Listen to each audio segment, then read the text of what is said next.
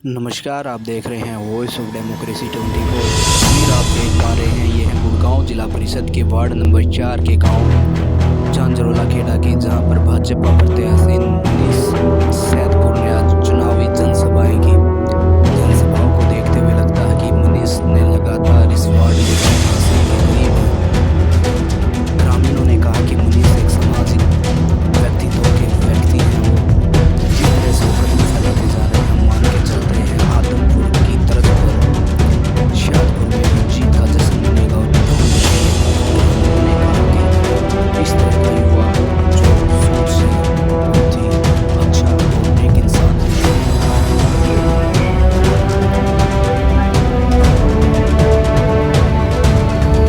जरूर सुनना चाहिए, क्योंकि विचार सुनने से हमें पता चलता है कि व्यक्ति किस विचारधारा का व्यक्ति है, किस प्रवृत्ति का इंसान है, क्या उसने समाज के लिए किया है और क्या उसकी उपलब्धियां पीछे रही है।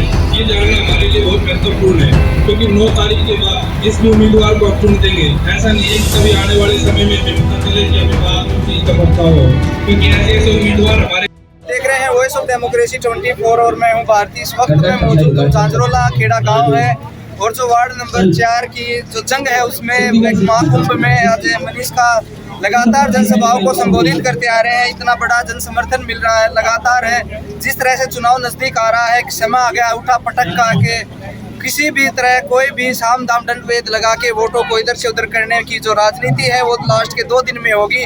वही दिन आप आ गए हैं, 2 दिन बीच में है और उसके बाद वोटिंग है होनी है। और आज बड़ा जन समर्थन मनीष को मिला, उसको लेकर चर्चा करते हैं। मनीष लगातार जिस तरह से चुनाव बिल्कुल नजदीक आता जा रहा है, उतनी ही मजबूती जनता आपको देती जा रही है, क्या कहेंगे? ये प्यार प्रेम है जो मेरे प्रति आज के समय में जो ये मेरा परिवार है। मैं जो इस पावन धरा पे झांझरोला खेड़ा गाँव की पावन धरा पे खड़ा हूँ, ये मेरा परिवार है। और परिवार में जब लास्ट का समय अब आ ही गया है जी, परिवार अपना प्यार प्रेम दिखाता है। जो आपके सामने आप लगातार पिछले 3-4 दिन से मेरे साथ भी घूम रहे हो और आप देख भी रहे हो जी, इस प्रकार का प्यार और आशीर्वाद मिल रहा है जी। ये आने वाले समय में 9 तारीख को आप लोगों के सामने जब परिणाम आएगा 27 को, तो आपको नजर आएगा कि किस प्रकार का प्यार प्रेम जी। एक MP और MLA की जो लोकप्रियता होती है उससे बढ़कर आपको जनता का प्यार मिल रहा है।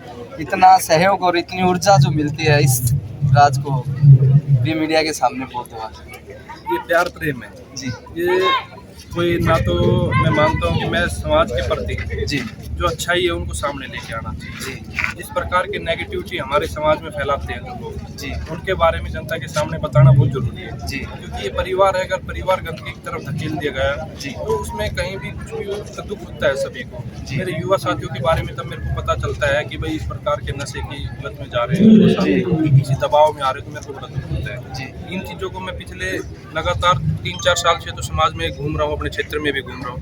मेरे पास मैं देखता हूँ और उम्मीदवार कहते हैं कि मैं मोहर लेने के लिए चुनाव लड़ रहा हूँ। इस परिवार जो मैं आज खड़ा हूँ, इन परिवार की बदौलत में गुड़गांव विधानसभा का प्रभारी भी हूँ भाजपा से और गुरुग्राम नगर निगम का अध्यक्ष भी हूँ। मेरे पास जिम्मेदारी काफ़ी है, परंतु क्षेत्र के विकास के मामले में मैं बात करूँ तो कहीं ना कहीं हमारा क्षेत्र विकास के मामले में पिछड़ रहा था, जो मैं देख रहा हूँ। और ये ग्रामीण क्षेत्र है जी।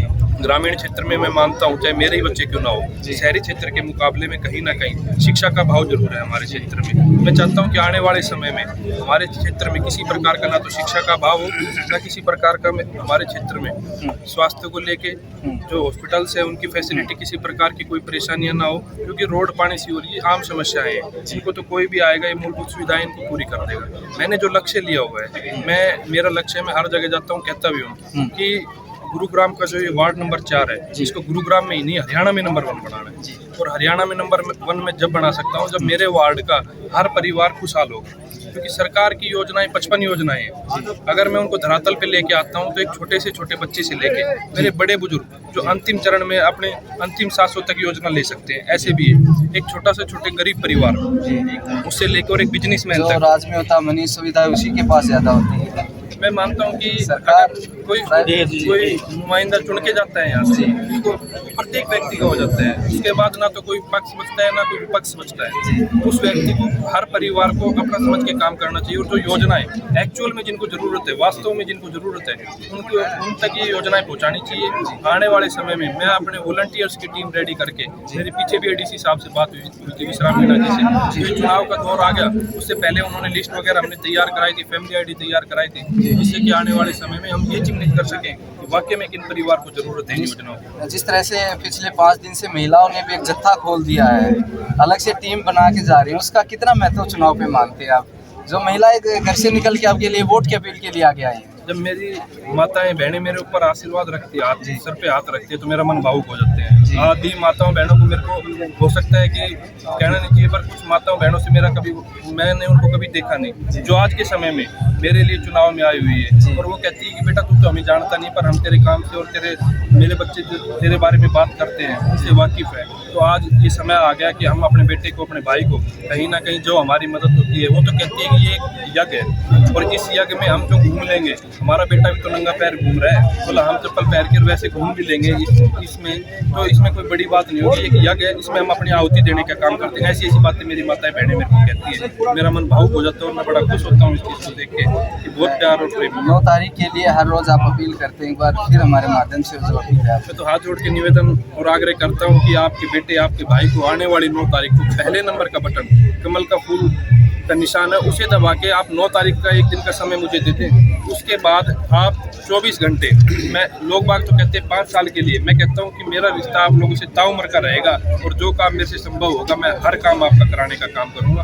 वैसे आप आने वाली 9 तारीख को पहले नंबर का बटन, कमल के फूल निशान पे ज़्यादा से ज़्यादा वोट देके अपने भाई को, अपने बेटे के हाथ को मजबूत करें। और भी तमाम जो ग्रामीण हैं, जो मान सम्मान आज आपने मनीष को दिया है, कि पगड़ी का बड़ा महत्व है हमारे समाज में, और पगड़ी के साथ ही गांव बंध भी जाता है। क्या मानते हैं गांव कितना आशीर्वाद देगा इनको? जी, तन मन धन के साथ। और युवा भी अंकल जी, क्या लगता है चुनाव किस तरफ करवट लेगा? बीजेपी पार्टी की तरफ से वो सरकार है जी, काम करने लायक ये खड़े नेता जी, तो होंगे काम कामयाब। आपका भी वोट है? पहला वोट डालेंगे या दूसरा? पहले वोट डालेंगे। पहला वोट क्यों और किस मुद्दे पे डालने जाएंगे? भाई साहब ने बताया, जैसे अभी भाई साहब सबके विचार सुनो, सब देखो 2 दिन का टाइम लगे, कोई और नहीं आएगा, उसके विचार सुनेंगे, जिस बारे में हम देश के काम करते जो बड़ी ध्यान दिखाएगा।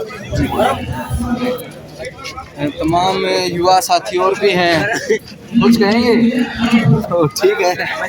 ग्रामीण इलाके में अक्सर युवा भी आजकल मीडिया के सामने कम ही आते हैं। और Rahul ji, voice of democracy है, आपको क्या लगता है वार्ड का रुझान? देखो, हम तो जन्म मान करके जो है बीजेपी के हैं जी, और बीजेपी के जो प्रत्याशी पार्टी से जुड़े हुए हैं। बिल्कुल पार्टी से जुड़े हुए हैं, आज से नहीं, जब से ये पार्टी खड़ी हुई है जी, के टाइम से ही हम बीजेपी के हैं, और उससे पहले हम जनसंघी हैं जी।